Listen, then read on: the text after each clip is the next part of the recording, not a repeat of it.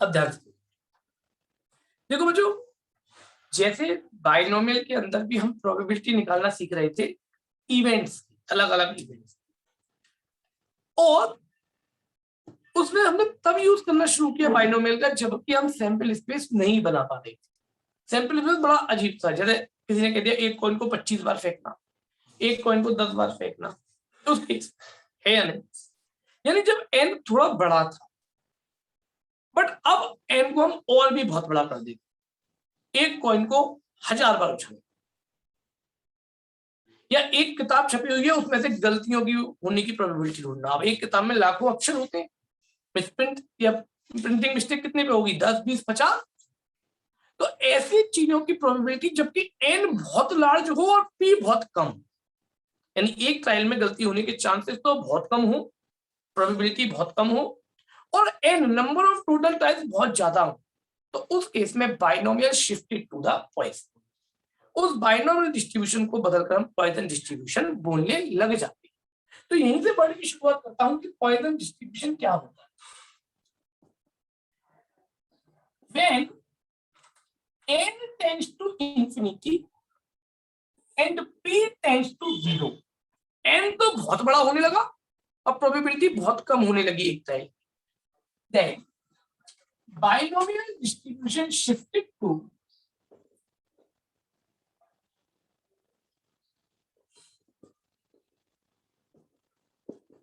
Poisson distribution. तो वो Poisson distribution के लिए शिफ्ट हो जाता है, यानी जो फॉर्मूला हम पहले अब बाइनोमियल के लिए पढ़ते थे, अब वो फॉर्मूला पॉइजन के लिए बदल जाए। अब वो फॉर्मूला क्या होगा प्रोबेबिलिटी निकालने का, जैसे बाइनोमियल के नाम पर भी हमने एक फॉर्मूला ही तो पढ़ा था, NCR P की पावर R Q की पावर N माइनस R। ऐसे ही करके पॉइजन के लिए भी एक प्रोबेबिलिटी डिस्ट्रीब्यूशन का फॉर्मूला हम लोग यहाँ पर आपसे करते हैं, ठीक है। तो पॉइजन कहता है Px बराबर R, जैसे वहां पर भी R था, नंबर ऑफ सक्सेस R था, वो होता है E की power minus m into m की पावर R, E की power minus m into m की power R upon factorial R, E की power minus m into m की power R upon factorial, where R तो वही number of success, number of success है, ठीक। और m क्या है, m है np, np मतलब मीन हो गया। बात यहाँ पे समझ में आ गई। अब देखो इसमें फायदा क्या, बोले जरूरत क्या थी, बाइनोमियल में भी तो निकाल सकते थे। बाइनोमियल में मान लो 1000 आता है, n बराबर 1000 आता, मेरी बात समझना, और p आ जाता 0.05, तो उसमें लगती पावर 0.05 की पावर कितना r, r मतलब 1000, मान लो 50 सक्सेस चाहिए होती 50, तो क्या उसको कैलकुलेट कर पाना पॉसिबल होता प्रैक्टिकली, नहीं होता। इसीलिए हमने इस फॉर्मूले को ऐसा कन्वर्ट कर दिया जिसमें हम इसकी एक्यूरेसी हमेशा निकालेंगे, ना तो यहाँ कोई हायर पावर है, n है क्या, कहीं है ही नहीं, मीन निकालते ही वो वैसे ही छोटा हो जाएगा क्योंकि p बहुत छोटा है, n बहुत बड़ा है, दोनों एक दूसरे मल्टी होंगे, बीच की वैल्यू देती भाई 1000 का इंटू 0.05 से करके देखो 50 आ जाएगा, हो गई छोटी वैल्यू, उसको तो कैलकुलेट किया जा सकता है। तो इसीलिए हमने इस फॉर्मूले को जो बाइनोमियल में n और r में था, उस फॉर्मूले को बदल के हमने इसमें, मेरी बात समझ में आ गई। और now we have to use this formula for finding the probability of the success. आपको हमसे कहे कि भैया एक किताब है, उस किताब में 100 पेज है, उन पेजों में एक पेज में गलती निकलने के चांसेस 0.05 है, तो बताइए अगर मैं इस किताब के 20 पन्ने लूं, R बराबर क्या हो गया 20, 20 पन्ने लूं तो गलती की क्या प्रोबेबिलिटी होगी, मेरी बात समझ रहे हैं क्या बोला मैं। तो भैया n तो हो गया 100 पन्ने थे टोटल, एक पेज में गलती होने के चांसेस 0.5, p हो गया 0.5, m निकाल लोगे क्या, 100 का इंटू 0.5 से किया 5 आ गया, m आ गया। फिर हमसे कहा गया मान लो कि 4 पन्नों में गलती होने के चांसेस बताओ, तो r हो गया 4, हो गया कि नहीं हो गया, भैया m की जगह m लगाओ, r की जगह r लगाओ, काम खत्म।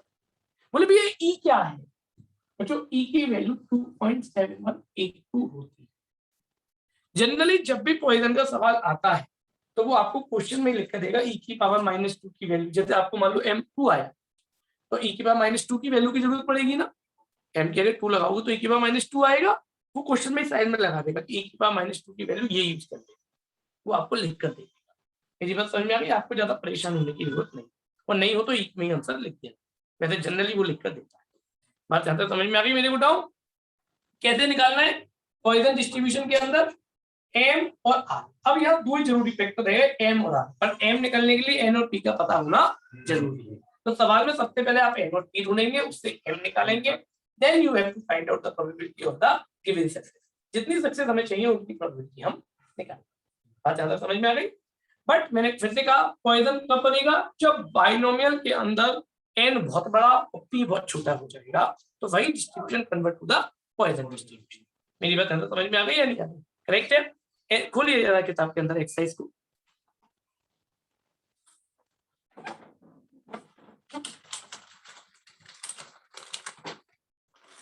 देखो इसकी थ्योरी जो नोट करनी है वो मैं आपको पीडीएफ भेज चुका हूं, अगर नहीं है तो आप पीडीएफ देख लेना।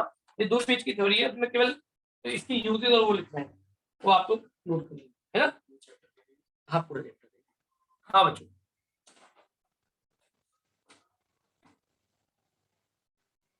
ठीक। देखो मैं जगह m कह रहा हूँ, उन्होंने लैम्डा किया है आपकी बुक्स में, है ना? ध्यान रखिएगा m और लैम्डा दोनों का मतलब एक ही है। बात समझ में आ गई? अब देखो जैसे 9.5 का पहला सवाल देख रहे हैं, 9.5 का पहला सवाल उन्होंने P2 पूछा है, यानी R तो हो गया 2 और उन्होंने लैम्डा मतलब m दिया है m.7। अब मुझ पर m भी है, मुझ पर r भी है, क्या मैं निकाल सकता हूँ अकॉर्डिंग टू द फॉर्मूला? सीधा सीधा सा लॉजिक। एक आधो थ्योरी के सवाल को देखते हैं। देखो जैसे एग्जांपल के तौर पर क्वेश्चन नंबर 2 दिया है, question number 2, suppose a book of 614 pages contains 433 typographic errors। ये दिया हुआ है क्यों बच्चों? If these errors are randomly distributed throughout the book, पूरी बुक में डिस्ट्रीब्यूट कर दी है, what is the probability that 10 pages select, n बराबर 10 हो गया, 10 पेज पूरे टोटल नंबर ऑफ टाइम, और फ्री ऑफ एरर, एक भी एरर ना आए, r बराबर 0, एक भी सक्सेस नहीं चाहिए। क्यों बच्चों? n बराबर 10, p बराबर टोटल में निकालना है कितने, 43 है, 614 पेजेस है ना? 43/614, ये आपका क्या हो गया? p हो गया। n मिल गया, p मिल गया, r क्या चाहिए बोले? 0, तो एक भी एरर नहीं चाहिए, r बराबर 0। सारी वैल्यू है क्या लगा के निकाल सकते हैं क्या? 2 मिनट तक मैं समझता हूँ कर सकते हैं। बात समझ में आ रही है सबको? इस तरह से आप लोगों को एक तारण करना है। थर्ड क्वेश्चन को पढ़ लो। उन्होंने experience shows that 1.4% of the telephone call receive the wrong number, यानी प्रोबेबिलिटी दे दी 1.4%, परसेंट का मतलब प्रोबेबिलिटी चेंज होता है ना? आगे क्या कहा उन्होंने? Determine the probability among 150 calls received, 2 are wrong number. अब m बराबर 150, r बराबर 2, m निकाल सकते हो, np कर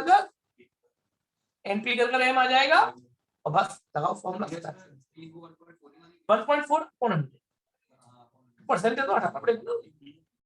हाँ, the probability that a man aged 35 years will die before reaching the age of 40 years may be taken as 0.018, मतलब 35 पे will die before reaching the, हाँ ठीक है, 35 साल का आदमी है, 40 साल तक पहुंचने से पहले ही डेथ हो जाएगा, इस बात की प्रोबेबिलिटी उन्होंने 0.018 दे रखी। करेक्ट है? आगे आउट ऑफ ग्रुप ऑफ 400 में 400 लोग हैं भाई जिनकी एज 35 साल। करेक्ट?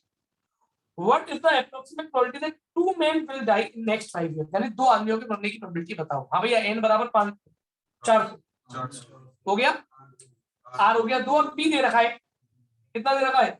0.018। हाँ भैया, n भी है, p भी है, r भी है, m फाइंड आउट करो, r निकालो, आंसर आ। क्यों भाई? मेरी बात समझ में आ गई? और देखो e की वैल्यू दे रखी होगी ज्यादातर सवालों में साइड में, इसलिए दे रखी है, तो आपको परेशान होने की जरूरत नहीं है कभी, वो क्वेश्चन में लिख कर देगी।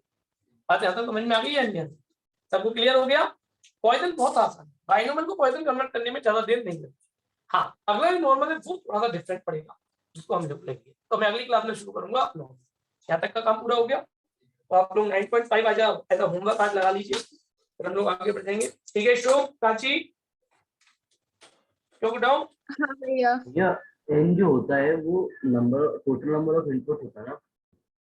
हाँ, टोटल नंबर ऑफ टाइल्स होता है बेटा जो हमें दिए जाते हैं, अब उन्हें तो हजारों हो सकते हैं, पर हमें उन्होंने दिया। अब जैसे टेलीफोन वाले एग्जाम्पल ले लो, आते तो लाखों कॉल होंगे, उन्होंने कहा 150 में से 2 की बताओ। हम 150 कॉल चुने, उनमें से 2 की बताओ, तो n 150 हो गया। ठीक है शुभ? टोटल आपने क्या लिखा है? टोटल नंबर ऑफ ट्रायल जो हमें दिए जाते हैं। ठीक है ठीक है बेटा?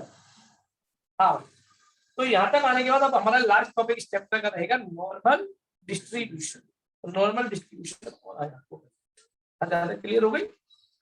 चलिए मैं बताता हूँ, ऑलमोस्ट डन। चलो, ये चैप्टर हमारा बड़े बड़े 3 चैप्टर्स हैं जो पहले हो जाए। एक ये, एक एओडी और एक फर्स्ट चैप्टर। फर्स्ट चैप्टर हो जाए, कोई टेंशन नहीं, क्योंकि उसमें से कुछ भी पता था मैट्रिक में जितना ज्यादा परेशान वाले चैप्टर नहीं, तो आप लोगों के हो जाएंगे। तो आप लोगों को ठीक है शोभ? आज ही मैं लीव कर रहा हूँ मीटिंग को। थैंक यू भैया। हाँ भैया। ओके।